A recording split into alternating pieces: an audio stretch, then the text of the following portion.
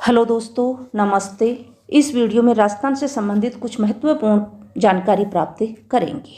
तो नंबर 1 पर है, सुप्रीम कोर्ट ने गोडावण यानी द ग्रेट इंडियन बस्टर्ड या सोन चिरैया के संरक्षण के लिए बिजली की लाइनें भूमिगत करने के आदेश दिए हैं।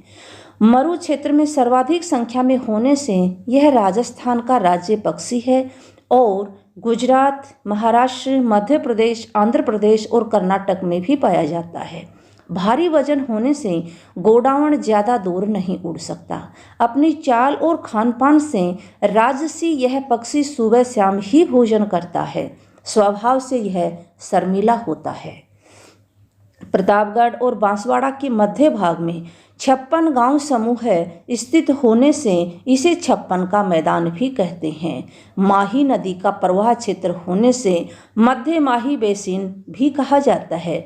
माही नदी मध्य प्रदेश से निकल करके राजस्थान के दक्षिणी भाग से बहती हुई गुजरात में खंबात की खाड़ी में गिरती है। यहाँ सर्वत्र छोटी छोटी पहाड़ियाँ और असमतल क्षेत्र है। माही बेसिन जो उदयपुर के दक्षिणी पूर्व से डूंगरपुर, बांसवाड़ा और प्रतापगढ़ जिले का क्षेत्र है। आज़ादी के समय राजस्थान में विद्युतीकृत शहरों और गांवों की संख्या 42 और उत्पादन क्षमता मात्र 13.27 मेगावाट थी। बिजली को प्राथमिकता देकर 1 जुलाई 1957 को उत्पादन, स्थानांतरण और वितरण के लिए राजस्थान राज्य विद्युत बोर्ड का गठन किया गया। इसे भी 19 जुलाई 2000 को भंग कर 5 कंपनियों में पुनर्गठित किया गया। अब राजस्थान में 2.7 लाख मेगावाट सोलर और विंड एनर्जी उत्पादन की क्षमता है। लंगा मंगणियार कलाकारों का कोई दल पहली बार 1963 में सरहदी गांव से निकलकर राजधानी दिल्ली गया और वहां मंच पर प्रस्तुति दी।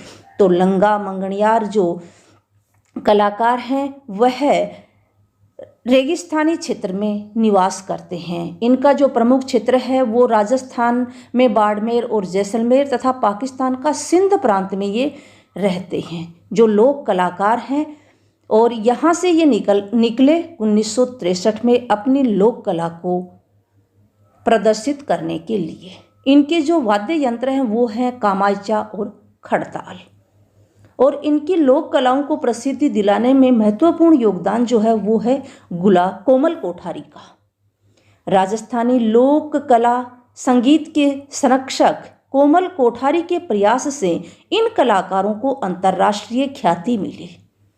कोठारी ने 1964 में बोरुंदा में रूपायन संस्थान, बोरुंदा जो जोधपुर में स्थित है, रूपायन संस्थान की स्थापना कर लोक कलाकारों को प्रोत्साहन, लोक कलाओं, संगीत, वाद्यों के संरक्षण, लुप्त हो रही कलाओं की खोज, उन्नयन आदि के लिए प्रशंसनीय काम किए। इसके लिए उन्हें पद्म भूषण सम्मान मिला। भारत आने वाला हर तीसरा पर्यटक राजस्थान जरूर आता है। राज्य में सर्वाधिक विदेशी पर्यटक मार्च में आते हैं और सबसे कम जून में। पर्यटन विदेशी मुद्रा अर्जित करने वाला राज्य का दूसरा सबसे बड़ा उद्योग है। विदेशी पर्यटकों की दृष्टि से राजस्थान का देश में 5वां स्थान है। सर्वाधिक विदेशी पर्यटक जयपुर और उदयपुर में आते हैं। अलवर के प्रमुख पर्यटक स्थलों में से एक मूसी रानी की छतरी मुगल कालीन व राजपूत स्थापत्य कला का बेजोड़ नमूना है। छतरी में 84 खंभे हैं। वर्ष 1814 में महाराजा बख्तावर सिंह के निधन पर मूसी रानी उनके साथ चिता पर बैठ गई। उनकी स्मृति में 1815 में यह छतरी बनवाई गई। जयपुर के सिटी पैलेस में चांदी के 2 कलश को विश्व के सबसे बड़े चांदी के पात्र होने का दर्जा प्राप्त है। जयपुर महाराजा सवाई माधो सिंह द्वितीय ने इन्हें गंगा जल इंग्लैंड ले जाने के लिए बनवाया था।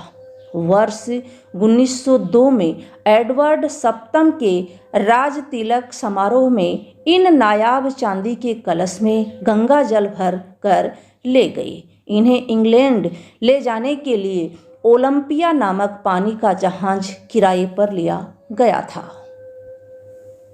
राम स्नेही संप्रदाय के संस्थापक संत रामचरण टोंक जिले की सोढ़ा गांव में 24 फरवरी 1720 को जन्मे थे।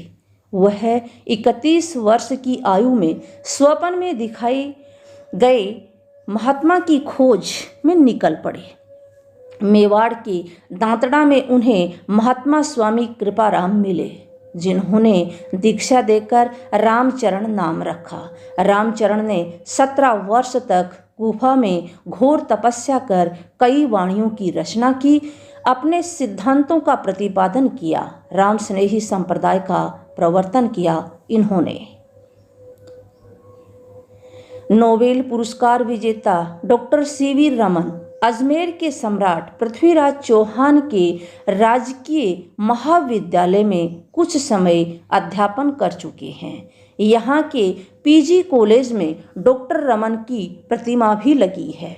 भौतिक विज्ञान के क्षेत्र में 1930 में नोबेल पुरस्कार पाने वाले रमन पहले एशियाई थे। उन्होंने 28 फरवरी 1928 को रमन प्रभाव की खोज की घोषणा की थी। यही वजह है कि यह दिन भारत में राष्ट्रीय विज्ञान दिवस के रूप में मनाया जाता है। तो धन्यवाद दोस्तों, आज की इस वीडियो में इतना ही। अगर वीडियो अच्छा लगा हो तो चैनल को सब्सक्राइब जरूर कर लेना और बेल आइकन को ही प्रेस कर लेना।